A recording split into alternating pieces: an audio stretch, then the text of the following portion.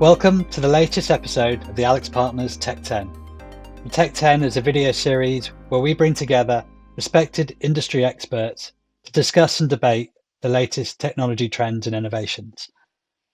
It's great to have three of our senior leaders here with us today, covering technology, AI and data, and cyber practices. Welcome, Catherine, Beth, and Clive. We recently released the 7th edition of our Alex Partners Disruption Index study, which covers industry trends and CEO predictions based on insights and analysis from over 3,200 executive interviews. It's here I'd like to start. One of the things that we're seeing, as I mentioned, is persistent disruption becoming normalized, particularly at the best performing companies. I'm wondering, is this a trend that you're seeing in your day-to-day role with your clients? Yes, absolutely. Firstly, what I'm seeing actually is the gap between tech-enabled leaders and everyone else is getting actually very wide. So if you think about the best performers, disruption has become more of a design principle. And what I mean by that is that they don't just think about it as a one-off. They really are assuming that volatility in geopolitics, in supply chains, and in tech are there to stay, and they really build it into their plans in how they invest and how they run their business. And really, if I think about the technology angle of this, all of these companies really treat AI, data, cloud, core infrastructure as something that enables resilience for growth. And really, they use AI to hardwire productivity into operations, customer service, risk, and finance. And the other key element is organizations are starting to move from these big episodic transformations to more continuous change, short delivery cycles, clear P&L cases for small value creation opportunities, and small product style teams to deliver new capabilities very frequently. The best performing companies seem to be reporting much higher optimism in terms of AI's potential and better integration of AI tools into daily operations. And I wonder, is that what you're seeing day to day? And are you seeing clear water between some of the leaders and the rest of the pack?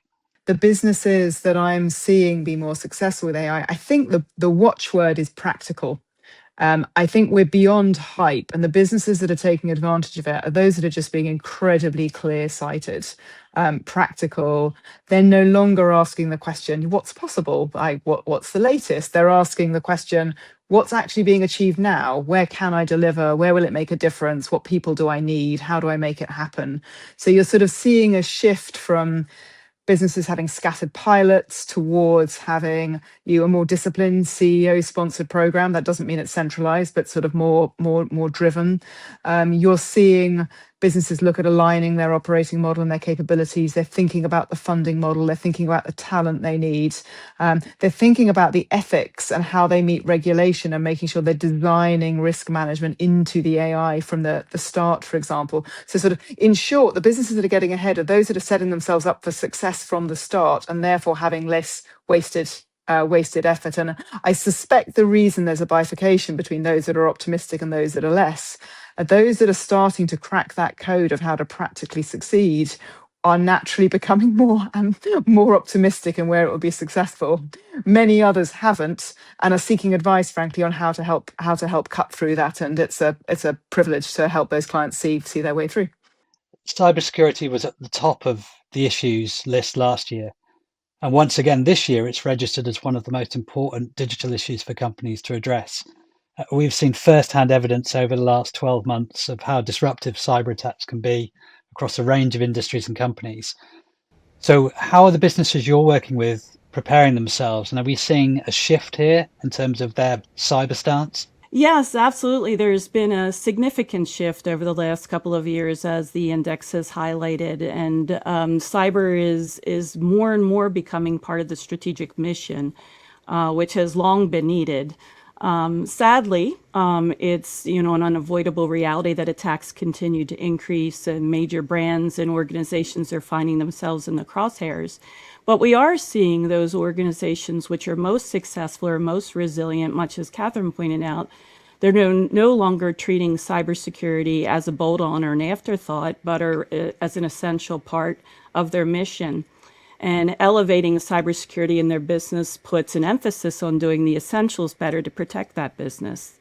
things like in-depth risk reviews to identify business risk, or across the enterprise, or vetting third parties, embedding cyber and technology strategies, especially AI, are some really important steps we're seeing more and more of. And leaning into cybersecurity to empower the business, even in, I would say, even and especially as a differentiator, is an important and promising shift that we're really starting to see more of. AI is very much turbocharging cyber, both from an accelerant of risk perspective, but also as a core defense capability. What are you seeing in that domain? Are you seeing lots of opportunity as well as lots of challenge?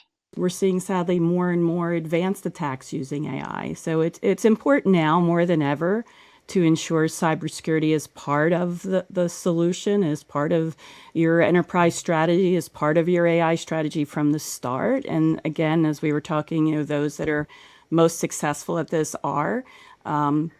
As models and strategy and cyber design and governance are being worked, it's important to have those guardrails in place from the beginning, early and ongoing. So one of the other themes that came up really strongly in the disruption report this year was around the ongoing debate around the impact AI-enabled technologies are going to have on the workforce, organizations, the future.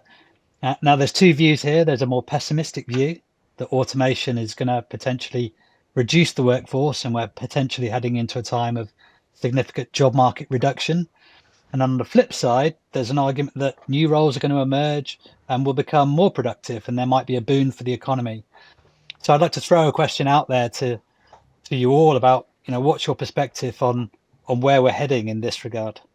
I think the reality is, from a technology perspective, I think there will be a shift to augmented roles. So, for example, AI co-pilots in coding, service, finance, really operations that help lift individual productivity. And what I expect to see is also skill profiles will start to change. And as you mentioned, new roles in areas like data, AI product management, which is one of the areas you mentioned, AI risk. Some roles will shrink for sure. But really, for me, it's about how quickly can the organizations not just remove roles, but actually it's all about reimagining what is the work that needs to be done. And it's about the speed of doing that, because inevitably, when you start to reduce individuals and bring in new technology, use AI, that will start to necessitate the need for additional resources to do different types of skills and roles. So the faster you can react and be proactive, the more successful you'll be. If you look back through history, whenever any new technology has been introduced into the world, net job market, the economy has boomed, more jobs have been there, whether that's the introduction of the cotton loom, the electricity, whatever it is. But that doesn't detract from the fact that in the moment, for a period of time, there is tremendous disruption. And there are certainly people in the workforce who will be impacted by that, and some of them quite heavily.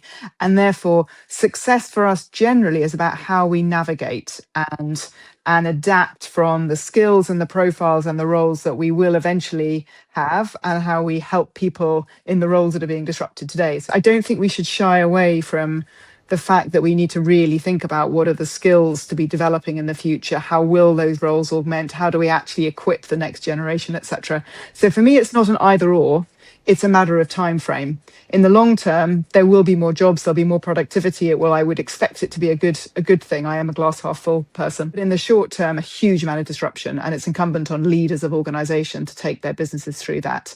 Are you seeing leaders being more deliberate about upskilling programs for existing colleagues? Are they really leaning into that, or are they potentially looking to the market or to third parties, or all of the above? How are we going to fill this gap that we're seeing? But a lot of people are looking at, what courses can we be running?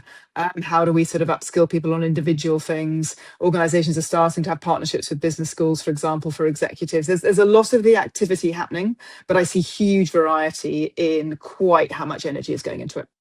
I agree. I think those that are embracing and really addressing with their teams, preparing them, getting out in front, and the messaging and the solutions across all levels of their organization are really navigating, the path well, where others are, maybe a little latent, but there's still time to make up for lost ground. For me, part of this is about pairing automation with serious reskilling. So a lot of this is around really thinking about how you reskill, role design, redesign as part of this, and then having the right chain support to help navigate people through this. If you're looking at purely as a headcount reduction, that's not going to work. So it's got to be about thinking about how you move the needle, not only in changing the roles, but also supporting the existing teams as well. So and that whole cultural piece will be really important too. Thank you very much, Beth, Catherine and Clive. It's been a really great conversation to have with you all. Fascinating to explore these perspectives, and I'm sure 2026 is going to throw out plenty of surprises. So we look forward to having you back on to see how the year unfolds.